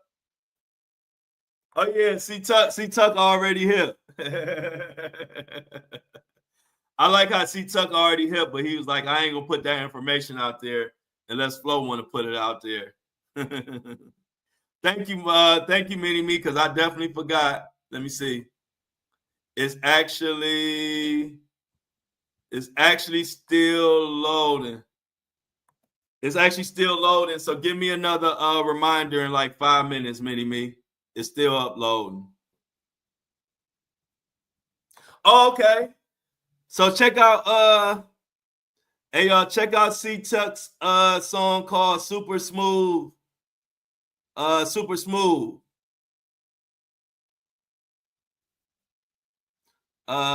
He got some famous people in his video, and here Show No Filter family. We support everybody that got something going on. Check out C Tuck. Check out C Tuck's new latest music. Oh, I celebrated. Hey, y'all know I'm greedy. I celebrated by just eating good and mapping out the rest of my summer and the rest of this year, because I don't get to do a lot of. See, people don't understand. During the week, I have to do so much with content. I don't really have time to like strategize. And so much of what I do is strategizing. So what I do is I kind of do all my strategizing over the weekends when I don't have to make no new content. And then Monday through Friday, I just focus on content. So to me, celebrating is being able to like really map out the rest of the year for the movement and for, taking full advantage of the blessings that God put in front of me. That's like, that's celebrating to me. Oh, hey, look, hey, Michelle, you better get on top of Jennifer and Mini Me. They the mods, and you pending. Why is Michelle pending? Y'all better look out for Michelle. Michelle says she pending. Somebody got to accept her. Shauna says she said she got you, Diamond.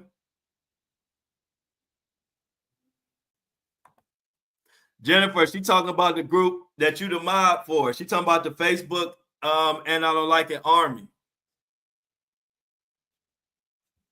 All right, so we gotta make Shauna a moderator, y'all. Jennifer says she apologized. She been saving lives, but she about to add you. But yeah, that's a great group. A lot of people in there talking about different things. We done already had to. I think Jennifer or somebody we done already had to suspend people it's women trying to post raunchy pictures. I don't know if it's because they want me to see them. I don't know what's going on, but we had to do a little policing in the group. People were getting a little excited.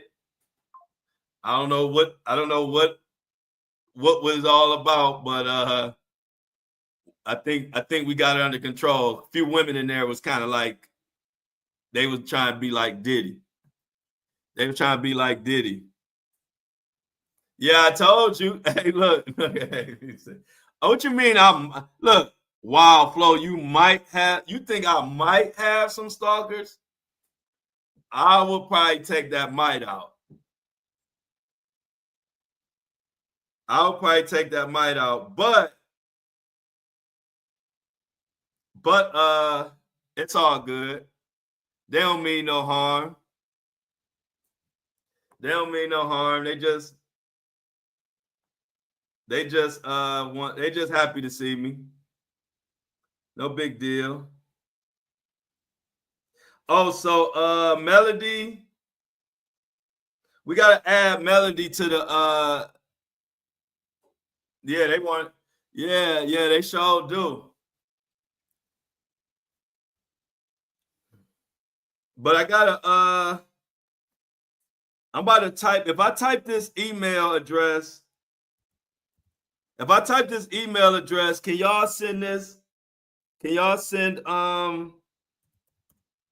Melody? Melody been trying to get in the group me for like the longest. I don't know why is it so hard to get her in there?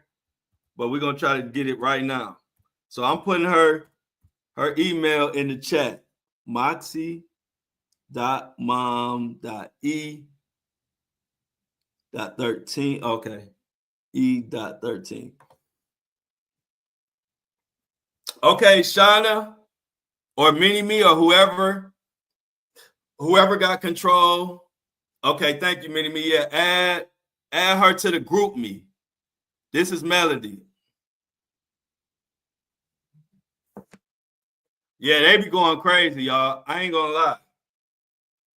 Well, that's her email, Shauna. So you could that's her email. So this is her email. Just add her to the group me. It's real easy.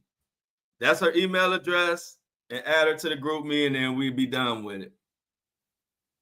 But yeah, shout out to the women. Y'all cool. I ain't mad at y'all. But it was some women doing their thing in the and I don't like an army group, Facebook group. That's why I had to get plenty of moderators. So we got to make Shauna a moderator. And anybody else in the crew that think they need to be a moderator, just all you got to do is say the word, and we will hook it up. Let me check on this Mini Me. I'm about to check on the Buzzsprout. Oh, it's all good. So let me load up Apple, Spotify real quick, y'all.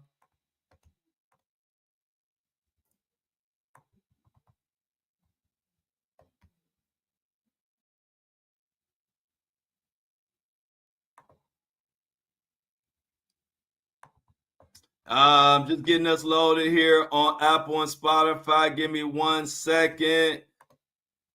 Y'all know it don't take me long. Boom, boom, boom, boom, boom. First season, 113. Explicit content. Boom. Save it, update it. Come on, computer. Come on, Wi-Fi. Come on, Wi-Fi. I ain't got time for you today. Here we go with this. Man, I hate when this Wi-Fi be going slow like this.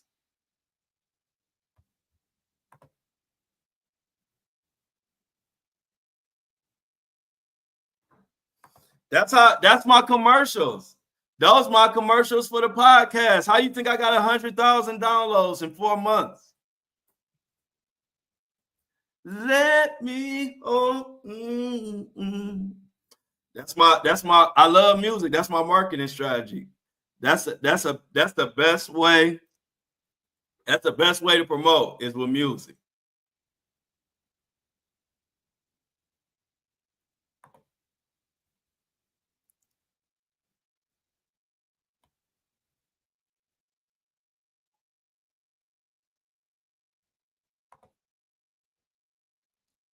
All right, but Buzzsprout, Apple, and Spotify is officially live. Oh yeah, that's why I told y'all. I'm scared to go on this tour. I'm gonna have security, but hey, look, they ain't gonna be doing me like Michael Jackson. They gonna be ripping my arm off. Hey, they ain't about to be ripping my arm off and my headbands off. I'm gonna make sure I got some good security because sometimes people could be a little aggressive. But I'm looking forward to it. Jennifer's doing a great job. Let's give Jennifer her flowers. Jennifer's doing a great job of moderating the group. Let me tell y'all, before the 100K downloads, there was like 100 people in the And I Don't Like It army. I wasn't really promoting it. It was just a little army that I started when everybody thought I was dead, when I didn't post in a couple days, and all my followers got all worried, or like all my main supporters. So I decided to make that group. So if I wanted to send a message to my group people who support me, I made that little army. But then when we announced 100,000 downloads on the podcast, And I Don't Like It army went crazy, and we damn near got like 800 people over the weekend. And so it's getting kind of crazy in the And I Don't Like It army group, and I like it. Yep, there you go, Michelle. It's all, hey, look, I wrote a song about you. Well, actually, Luther Vandross wrote a song about you, but I'm a lip sing it. Thank you for adding Melody. Melody been trying to. I think I missed Amy's message. Amy said something that I wanted to post. Oh shit, I missed this. I'm glad I went back. It's Mini Me's birthday week, y'all. It's Mini Me's birthday week. We all got to represent for Mini Me this birthday week. Appreciate that, Amy. Amy said she got me, period. But yeah, it's her birthday week. Oh, Shauna said, thank you, Shauna. Shauna said, I ain't mad at you. You know, you fine too. I'm a married woman, but I got eyes down there. Shauna, you crazy. Thank you, Shauna. That's why I need all y'all to be representing. That's why I need all y'all representing coming to these dates, because I'm gonna have security, but I need the flow security. I need the security of the people, because I don't want nobody to get harmed. But I got a feeling this tour is gonna be crazy, because we got fans everywhere, y'all. We have fans everywhere. And we got so many different groups. We got the Just Flow fans. We got the And I Don't Like It fans.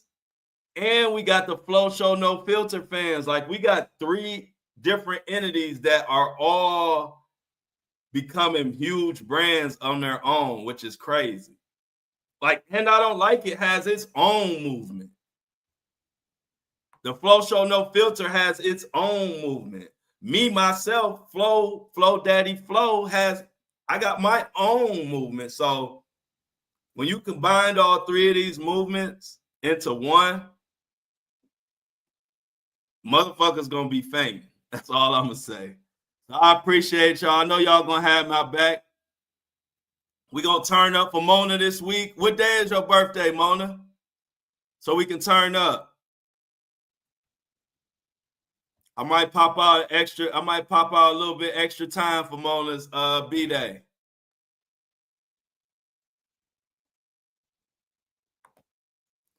He is turning pink, y'all. Amy, y'all are funny. Y'all are funny, but yeah, I did not know. It's kind of like the podcast. I had no clue I would get 100,000 downloads that fast. I was prepared in my mind to grind out this podcast for a couple years and let it take off then, and boom. And so that's kind of what I'm finding out about this tour. I'm always so humble in my mind and downplaying things. But I'm gonna have to keep it real, y'all. It's a lot of fans out there, and this tour is about to be crazy, and it's gonna be fun, and it's gonna be groundbreaking because it's gonna be not like nobody else's podcast tour. My podcast is gonna be like a family reunion. I'm gonna do this right in front of you. We're gonna do an episode. We're gonna do a live episode. We're gonna do Q&A. Y'all can ask questions. We're gonna do a meet and greet. But of course, you know I'm gonna do the Carrie Floki. You know I'm gonna do the Carrie Floki on the tour. You know I'm singing classics. I'm performing classics. And since everybody love my videos so much, every stop I go to, I think I'm gonna pick one woman who want to have one slow dance, and we're gonna do a nice little classy slow dance to a classic song as I perform it. So I'm gonna do that. I'm gonna do that at every stop. So when I come to Boston, me and Mona gonna have to slow dance in Boston. Because I'd rather do it with people I know if I can. I don't want nobody ripping my head off. But me and Mona when I go to Boston, me and Mona gonna slow dance to one song at the event. But yeah, it's just gonna be like family reunion, kick it vibes, you know, good music, everybody talking, fun time, fun. That's gonna be my part. That's gonna be my live tour. It's gonna be the most fun anybody ever had, and I'm bringing back all the 70s, 80s, and 90s. I'm bringing all the 70s, 80s, 90s, and early 2000s. I'm bringing those vibes back. It's going to make us feel like we kicking it in the 90s again. That's my vision for this podcast, Flow Show No Filter live tour. So every city we're going to come to, we're going to have the most fun that everybody had in a long time. So Mini-Me says she got me. So yeah, when I go to Boston, I already know who I'm dancing with in Boston. It's Mona, aka Mini-Me. Hey, look, Amy said the fights will be out of control if you do that. I am gonna do it. I gotta have. Hey, Shauna said a slow dance with a lady. We definitely need security. Oh yeah, I would definitely have security though, y'all. Do y'all think I can come to any of these cities without security? I'm not going nowhere without no security. Ain't no way. Okay, shout out to Mona's oldest brother. Happy birthday, Mini-Me's oldest brother.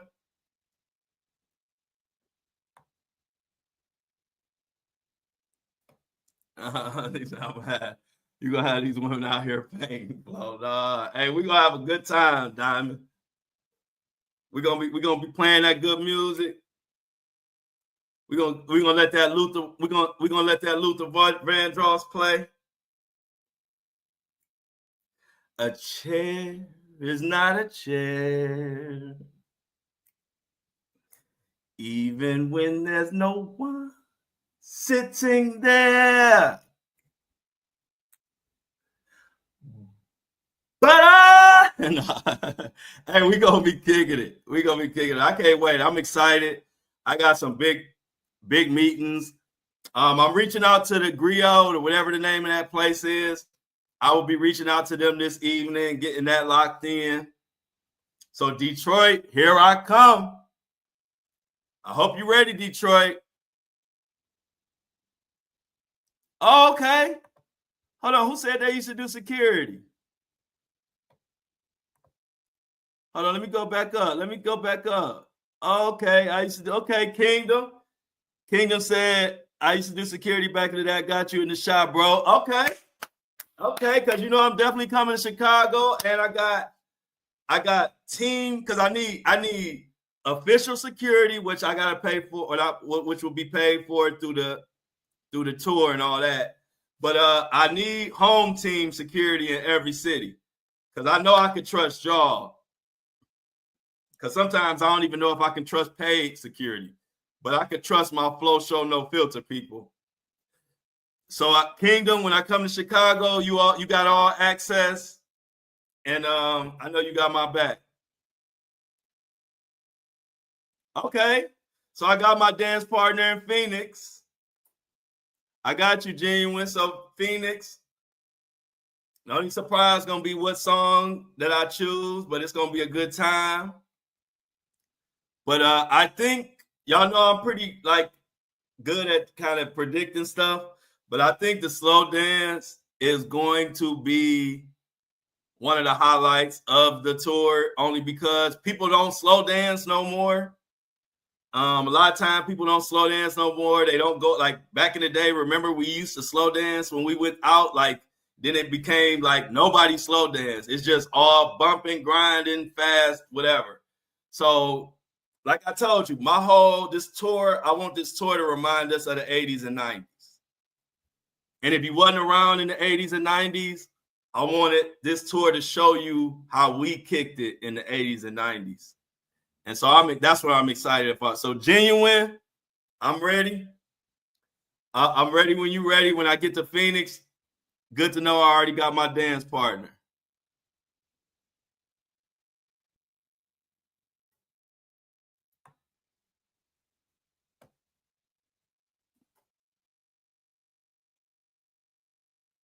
Oh, perfect. Hey, look, car show for Cleveland. We coming during car show season. So everybody gonna have some fly shit on the road. Oh yeah, we gonna have, man. I told you I'm excited about this tour, y'all. I'm excited about this tour. Uh-oh. Look who made it to work, y'all. And they early. Shout out to Angela. Oh, I uploaded it, Mini Me. Thanks. I uploaded it. I told you when I went back, I said, uh-oh, it's ready to go. I uploaded it and we all ready to go. But appreciate you, Mini Me. And I like it. Me too. So yeah, this tour is about to be awesome. I will have even more information for y'all tomorrow. I'm reaching out to Griot today to get everything kind of locked in. That will be our first date. But to be honest, I think it's going to be about probably at least 20 cities, at least. It's probably at least going to be 20 cities. Because just off the top of my head, cities that I know that I pretty much probably going to have to go to is Detroit, Cleveland, Columbus, maybe Dayton, Chicago, Phoenix, Las Vegas, Los Angeles, New York, New Jersey. But I might could do New York and New Jersey in one. Florida, so we got Miami, we got Tampa, we got Atlanta, we got Charlotte, we got Greenville, we got Houston, Dallas. And that's just off the top of my head. Those are cities that I know I got a hell of people and I got to go to. But it's so many more than that. Now, this is about to be crazy. Hey, we're missing a like on the video. Hey, y'all, we're missing a like. Stop the presses. I need everybody to like this. Like this video. Share this video. This is the best podcast out of anybody podcasting. It's the Flow Show No Filter. And if any podcaster disagree, tell them to bring their ass on or let me come to their show. And we are going to see who the best podcast. You got to have them type of podcasts where people, listen, my podcast, my community, we so locked in, they don't never want me to shut up. I feel like if I was on this bitch talking for 7 hours, we would all be in this bitch still laughing and joking. That's when you know you got a good community and a good podcast. What's 12? What is 12? What's 12? Oh, 12 cities. What do 12 mean?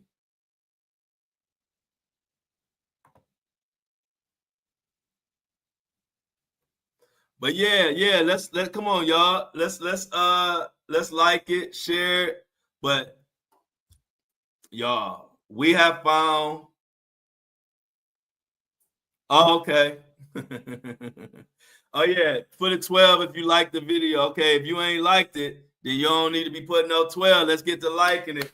We are the #1 podcast, but if y'all don't realize, if we did 100,000 downloads in 4 months, imagine where we will be at a year from now, 2 years from now. But by the end of this year, we're going to be a household name in the podcast world. I'm going to tell you that now. And anybody who think they don't, and guess what? Hold on. Let me tell you something else about that. Hey, look. All the likes is in there now. Thank you. Hey, look, one thing about it, we did 100,000 downloads. No famous interviews, no famous cosign, no help from nobody, no nothing, no even no sponsors, no big sponsor money, no promotion. And we did 100,000 downloads with nothing but me, green screen, and a microphone. And see, that's where I'm kicking the ass a lot of these podcasters, because guess what? I'm one of the few podcasters that, oh yeah, I will do interviews. We will get big interviews as we get bigger and move on. But right now, I'm just concerned with me and my community. And I'm one of the only podcasters that don't even need a fucking I don't need a damn guest. Just give me the microphone. I got us. I don't need no famous people. I don't need none of that. I just need me and my community, and we rocking out. And that's the biggest and most important part of the whole thing. We got 100,000 downloads without no cosigns, without no interviews, without no help. Just good info, good spirit, and good people coming together. That's most of the time people feel like that can't win, and we proving them wrong. You don't have to be messy and toxic and causing division to be successful. Ain't no division caused on this podcast. We just talking real facts about what's really going on and loving each other. This whole movement has been led with love. And that's the difference. I've been telling my followers and supporters that I love them from day one. And it ain't stopped. I'm always let them know. Even when I have to tell them some shit I don't want to say, I still love everybody who support this movement. Every single last one of y'all. Even if I don't like some shit y'all say sometimes. Because I look at it like this. I'm sure y'all don't like some shit I say sometimes. That's family. That's real family. We don't fall out because I'm mad at you for something you said, or you mad at me because of something I said. We don't fall out. We acknowledge it and we keep it moving. And we're going to keep doing it. So imagine by the end of this year where we're going to be at as a community. So let's just keep pushing. Let's keep that security up. Hey, all you got to do is Google me, Andy. Just Google me. You could Google my name and you'll find out more than I could even tell you about who I am. Just Google my name. Yep, 1 million is next. We coming for Rogan ass. We coming for Rogan. We coming for Club Shay Shay. We coming for Tucker Carlson. Whoever the top dogs in this podcast world, we coming for them. See, because I'm the first podcaster that I don't even need no guests to get my numbers. I ain't had one guest. And we tearing their ass up. I am the talent. I interview my own self.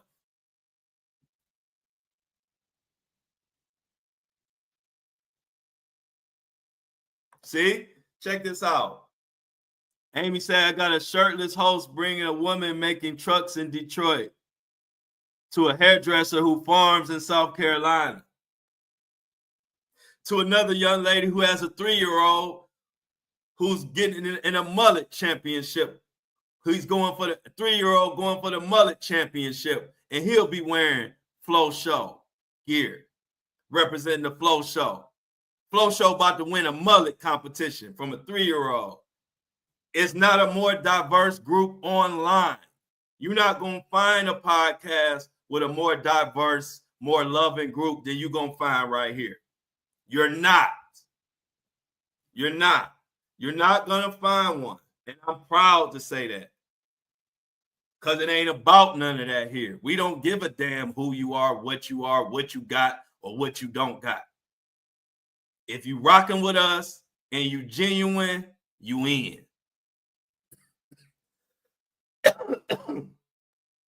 You ain't got to be perfect. All you got to be is real. And that is what my motto is on everything I approach. And that's just my winning formula. I don't have to be perfect. All I have to be is real. See, I don't have to be a perfect podcaster. All I have to be is the most real podcaster. I don't have to be a perfect content creator. I just have to be the realest realest content creator. So my goal is never to be perfect. My goal is never to be the just no flaw. That's not my goal. Never. My goal is always to be the most authentic in whatever I do. And that is the secret. See, while they're trying to be better than me, I'm just trying to be more organic, more authentic than them. And so while they're competing and trying to find perfection and trying to be perfect, they losing to me because I'm not trying to be perfect. I'm not wasting energy trying to be perfect. Perfect is unattainable. But you could be real. You could be organic. You could be yourself. And ain't nothing more. There's no more valuable commodity that you can bring than being yourself. Because it's supply and demand. And there's billions of motherfuckers on this planet, but it's only one of you. So if you know how supply and demand work, if it's a billion, but it's only one of you, how valuable is that? And so I want to just let y'all know that is the key. Don't try to be perfect. Just be you. In whatever you do. See, all this time, we get so caught up in trying to be the best and trying to be perfect and trying to win over everybody. When you could simplify that whole thing and just literally be who you are, and the world will meet you halfway. And that's what I do. And I'm going to continue to do it. And as I continue to do it, my competition, they don't know why they losing to me when it seems like I'm not even trying. But really, I'm trying like a motherfucker. But my try is just focused on being organic, focused on being genuine, focused on being real, whether that's what people want to hear or it's some shit they don't want to hear. I can't get caught up in that. All I could do is give you who I am. And that's the key. So I just want to let y'all know, y'all, look, don't let nobody tell you can't do shit. Don't let nobody talk shit. Keep pushing and stick to your plan. And if you do that, we're going to have some fun this summer. So Mona, have an amazing day. Okay, let's see. Let's get back to Mona before she get out of here. She had a message for everybody. I want to put it on the big board. Mini Mona says, have a blessed day and a blessed start to the week, fam. She's getting her hair done, and she is out. Okay, Mona. Shauna said, I'm gonna have these women's rooms sounding like barbershops. Amy. Y'all know Amy get diabolical, but y'all know what she talking about. Amy, y'all know what that barbershop noise is. Shauna said, have an amazing day, Mona. Jennifer say, later, Mona, get the party started for your B-Day. Yeah, get that hair popping. Michelle said, have a great day. It's just a good day, y'all. Ain't it? It's a good Monday. We got more news coming in. I got a big meeting today. Got a couple meetings, but I got two big meetings. One really big meeting. Another meeting is, we'll see. But I'll probably have some more news for y'all tomorrow concerning the tour. And, of course, Diddy. We're going to keep that going. Clutches my pearls. Amy is on one today, y'all. Thank you, Angela. I will have Angela say have a great day. I sure will. I sure will.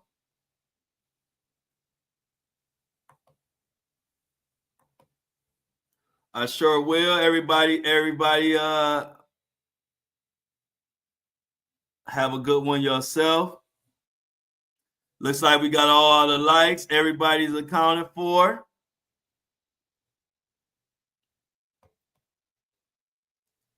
Let's see if we got one more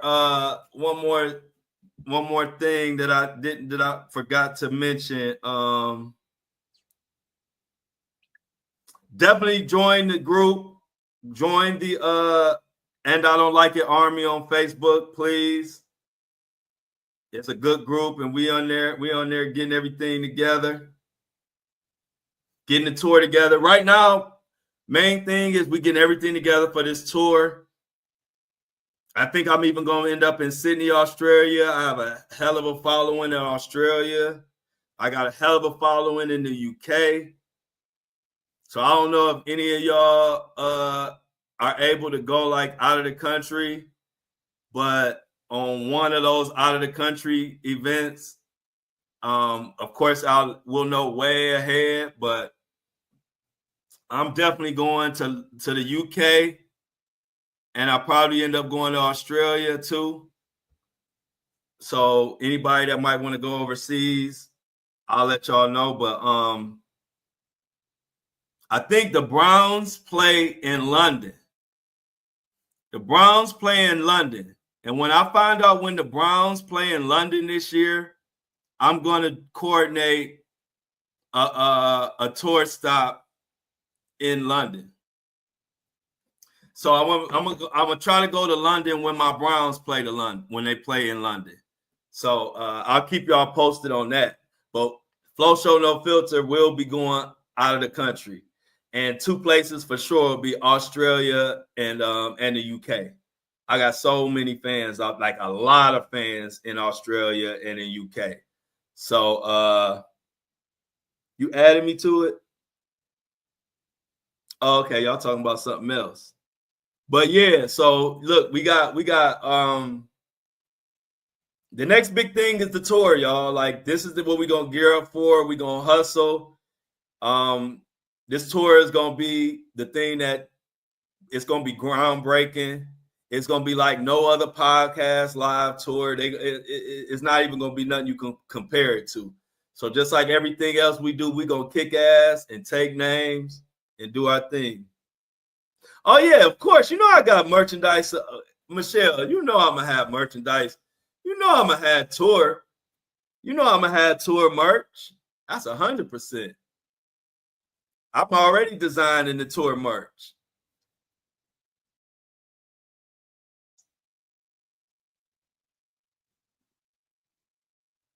Yeah, I know. Yeah, we won't know until. That's why I said when I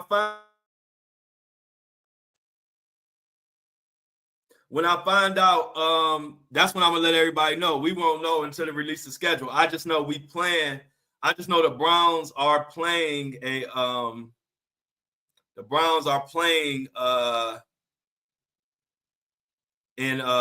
London. like I said, but like you said, see, we don't know yet. Oh yeah, for sure. Yep. We definitely gonna have the backdrop, all of that. And see, so y'all know, definitely give me all the ideas, but y'all know the reason why I kind of know about the merch and the touring. You remember, I was an artist and I went on tours and I did all of this. And normally I'd set up everything myself, even when I was a kid. So I got a lot of experience in touring and merch and all of that. So I basically do everything that we did in music. Like we went on tour, we had merch, we had the backdrops, we had promo items, all of that. So I kind of just take what I learned in music as far as promoting and marketing, and I use it in the podcast world. So definitely, Jennifer, we're gonna have the backdrop, we're gonna have the merchandise, all the tour merch. That's a lot of this stuff that we talking about is what I got meetings for today with people.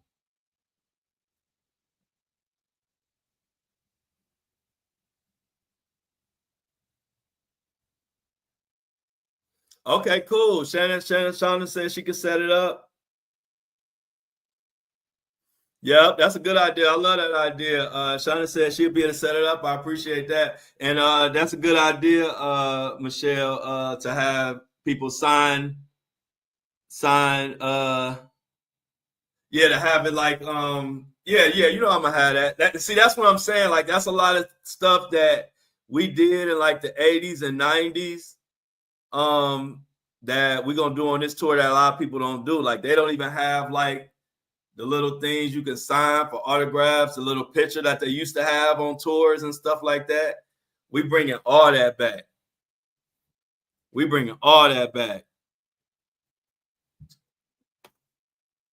So yeah, y'all, we going. I'm gonna get ready to get myself together. I appreciate y'all rocking with me as always. 100K celebration. We celebrated all weekend. We celebrated today, and we're gonna continue to celebrate. Headband dropping Friday. We be right back today. You know, Flow Show No Filter is every day, Monday through Friday. And if you want to join us live for the Flow Show No Filter, join us at 7:30 Monday through Friday, 7:30 a.m. 7:30 a.m. Eastern Standard Time. As always, oh yeah, we're gonna have the all access flow passes for sure. You already know. As always, I love y'all, and I'm out.